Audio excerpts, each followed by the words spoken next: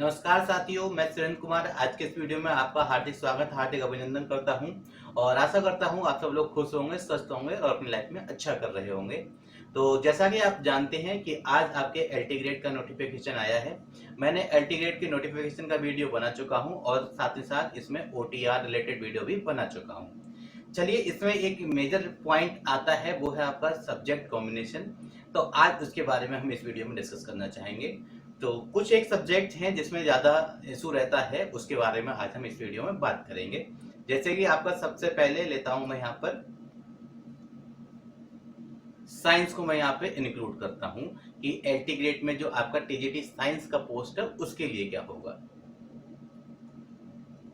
ठीक है, उसके बाद हम बात करेंगे हिंदी की। उसके बाद मैं अपने सब्जेक्ट की बात करूंगा, मैथ्स। ठीक है, यहाँ पर मैं बात करूंगा एसएसटी की। ठीक है, एसएसटी की थोड़ा सा इंपॉर्टेंट है और थोड़ा सा रहता है कंफ्यूजन, तो मैं उसके बारे में यहाँ पे बात करना चाहूंगा।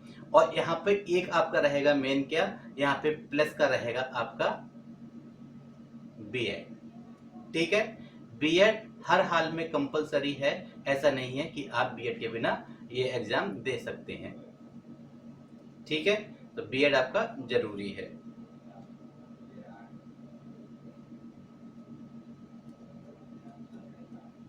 ठीक, तो चलिए बात करते हैं साइंस की। तो इन्होंने कहा कि आपकी जो ग्रेजुएशन है, आपने मान लीजिए बीएससी की हुई है। ठीक है, मैं आपके मान के चलता हूं अपने बीएससी की, तो आपके बीएससी में फिजिक्स और केमिस्ट्री होना कंपलसरी है।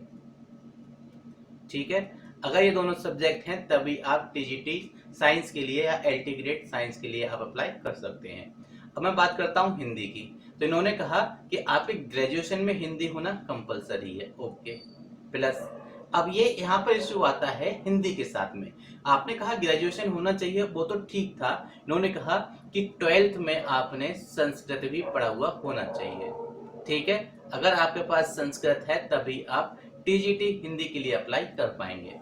मैथ के लिए क्या है, मैथ के लिए इन्होंने कहा कि आपका मैथ से सिर्फ और सिर्फ ग्रेजुएशन हो और बीएड हो, बस काफी है। ठीक है, इसमें कोई भी एडिशनल नहीं चाहिए। ठीक है ना। बाकी अदर सब्जेक्ट जो हैं उनके लिए भी सेम है। क्या है कि ग्रेजुएशन इन, जो आपका ग्रेजुएशन है वो चाहिए सब्जेक्ट में,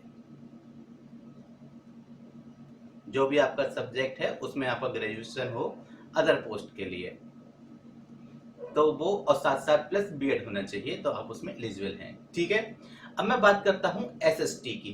अब एसएसटी थोड़ा सा इंपॉर्टेंट है और ये थोड़ा सा इशू बनाता है।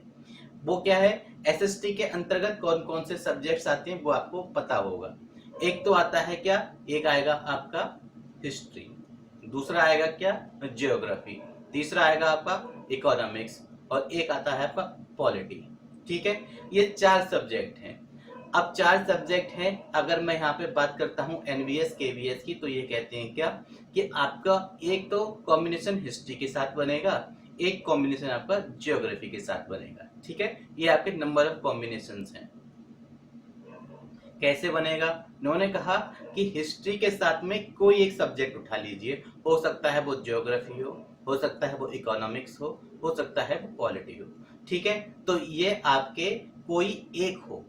ठीक है, प्लस ये हो या फिर प्लस ये हो या फिर प्लस ये हो, तो आपका एक कॉम्बिनेशन रहता है। ठीक है, अभी फिलहाल मैं एलटी ग्रेड की बात नहीं कर रहा, मैं एनवीएस केवीएस का बता रहा हूँ। या फिर अगर आपके पास ऐसा नहीं है तो फाइनल में आपके पास ज्योग्राफी हो प्लस हिस्ट्री हो या प्लस इकोनॉमिक्स हो प्लस पॉलिटी हो। ठीक है, कहने का क्या मतलब, अगर किसी के पास पॉलिटी और इकोनॉमिक्स है तो भाई उनका ये कॉम्बिनेशन वैलिड नहीं होता। ठीक है, ये कॉम्बिनेशन टीजीटी पोस्ट के लिए वैलिड नहीं है, ये चीज आप याद रखिएगा।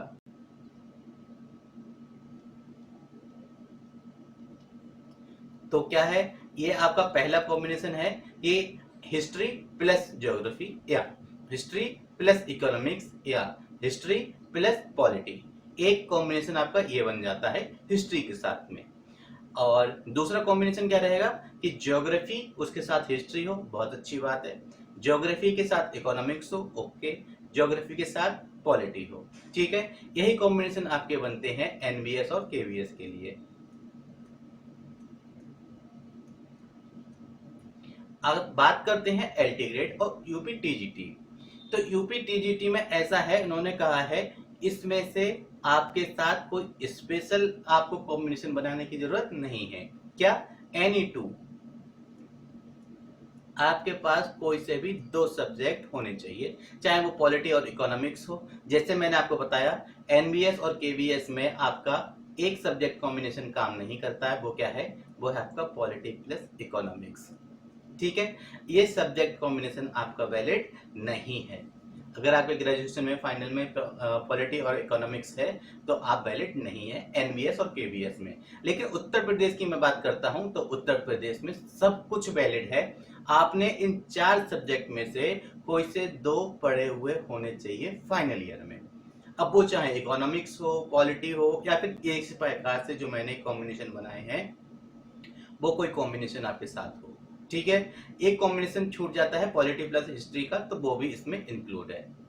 आपके पास जरूरी नहीं है कि हिस्ट्री हो या ज्योग्राफी हो, नहीं, कोई से भी 2 आप इसमें से चूज किए हुए होने चाहिए। ये है आपके एलटी ग्रेड के बारे में और यूपी टीजीटी के बारे में। ठीक है, आई होप आपको इतनी बात क्लियर हुई हो। क्योंकि तो किसी भी प्रकार की जानकारी चाहिए आपको तो आप कमेंट बॉक्स में अपना सवाल पूछ सकते हैं। अगर मेरे पास सटीक जानकारी उपलब्ध होगी तो मैं आपको कमेंट में बता दूंगा, या फिर उसका डेडिकेटेड वीडियो के माध्यम से आपको बता दिया जाएगा। सो आज की वीडियो में बस इतना ही। Thank you, thanks for watching, thanks a lot.